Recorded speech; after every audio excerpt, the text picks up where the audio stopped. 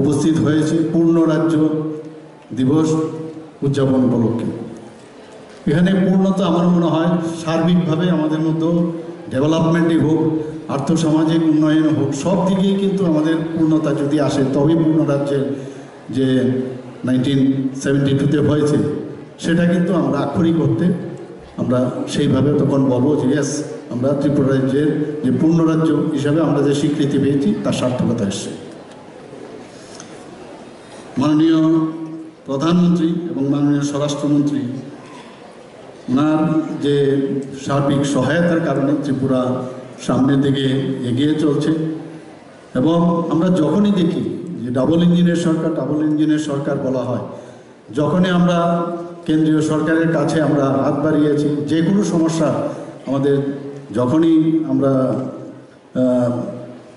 সমস্যায় অবতীর্ণ হয়েছি, ওনাদের কাছে যখন হাত বাড়িয়েছি সাথে সাথে ওনাদের কাছ থেকে কিন্তু আমরা সাহায্য পেয়েছি। কিছুদিন আগে আপনারা দেখেছেন 2024-এ একটা ভয়াবহ একটা বন্যার পরিস্থিতি এখানে হয়ে গেছে। এবং সেই জায়গায় সবাই জানেন 19শে আগস্ট আমি দিল্লিতে তখন ছিলাম, সেখান থেকে 19 থেকে প্রায় এখানে 3 দিন ধরে 4 দিন ধরে এখানে মানে বিরাট ক্ষয়ক্ষতি হয়েছে। আমি এসেই দিল্লির থেকে এসে সাথে সাথে আমি চিফ সেক্রেটারি মহোদয়ের সাথে এবং অন্যান্য আধিকারিকদের সাথে আমি মিটিং করি। এবং পরের দিন ভেবেছিলাম যে সমস্ত যেসব জায়গায় বিশেষ করে সাউথে যাব, কিন্তু সকালে তৈরি হয়েছে বললো যে এত বৃষ্টি যে বগাফার মতো জায়গার মধ্যে 600 মিলিমিটারের উপরে সেখানে বৃষ্টিপাত হয়েছে। ভাবা যায় না, এত বৃষ্টিপাত আমরা কোনোদিন ত্রিপুরাতে আমরা দেখিনি।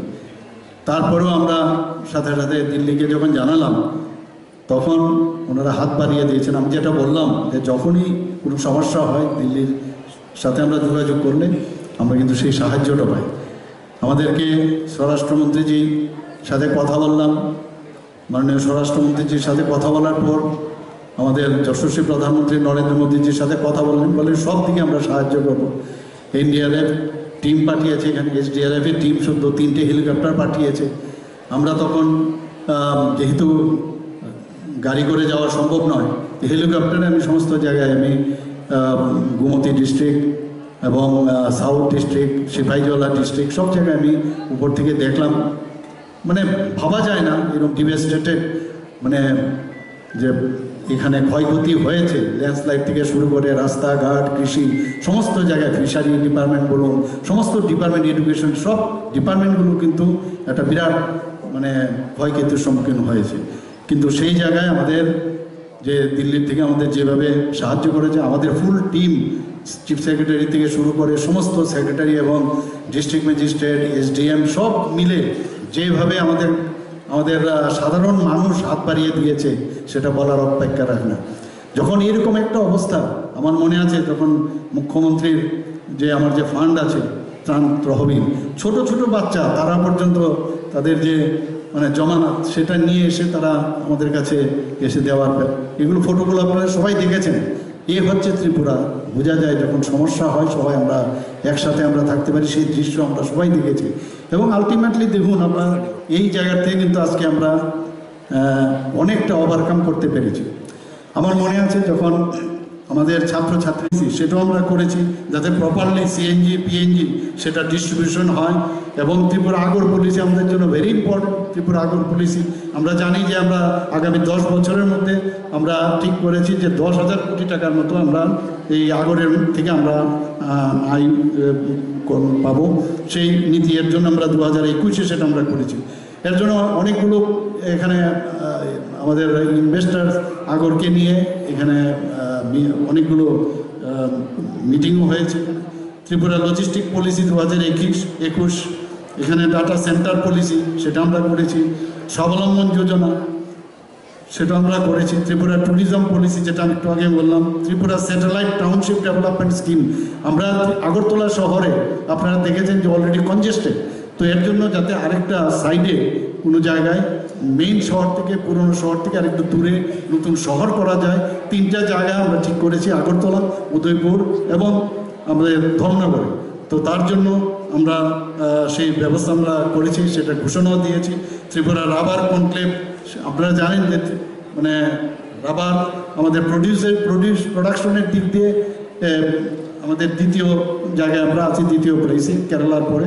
তো এটা নিয়েও আমাদের একটা বিরাট আর্থসামাজিক উন্নয়ন, বিশেষ করে যারা জনজাতি ভাই বোনেরা আছে তাদের জন্য বিরাট সুযোগ আসছে।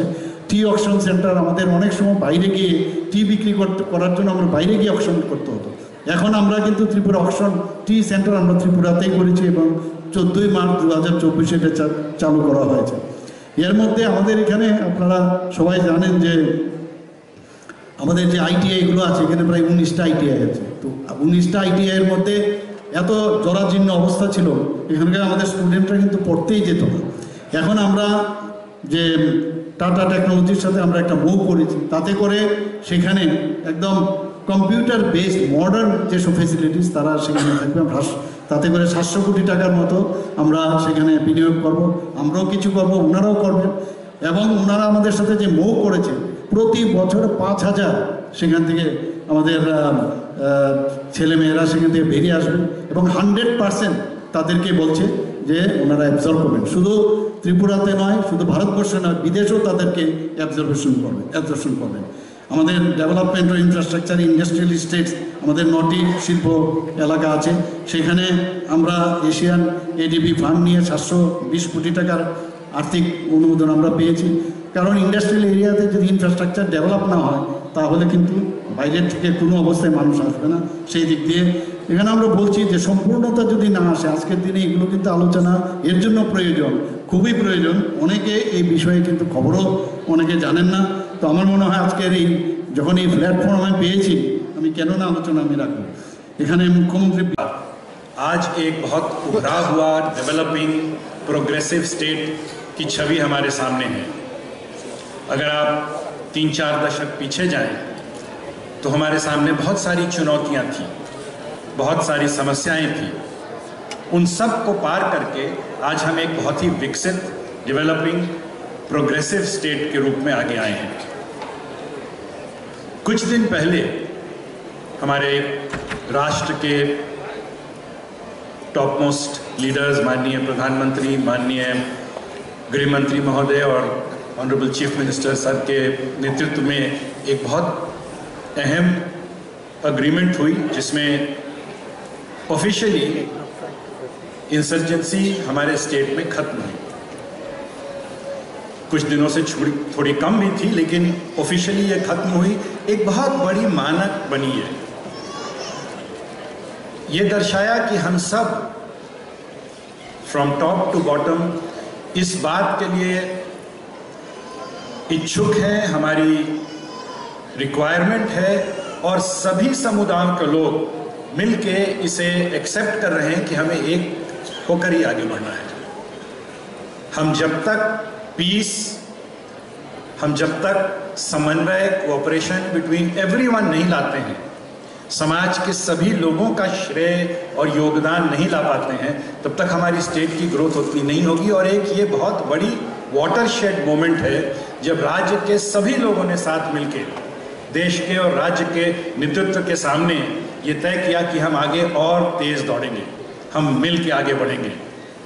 हम पिछले 3-4 दशकों में स्टेटहुड होने के बाद जितनी उन्नति किए हैं, मुझे पूरा विश्वास है कि हम उससे कहीं ज़्यादा आज के इस नेतृत्व के लीडरशिप और इस उनके गाइडेंस के तहत सारे समाज को एकजुट करके और बहुत आगे बढ़ेंगे।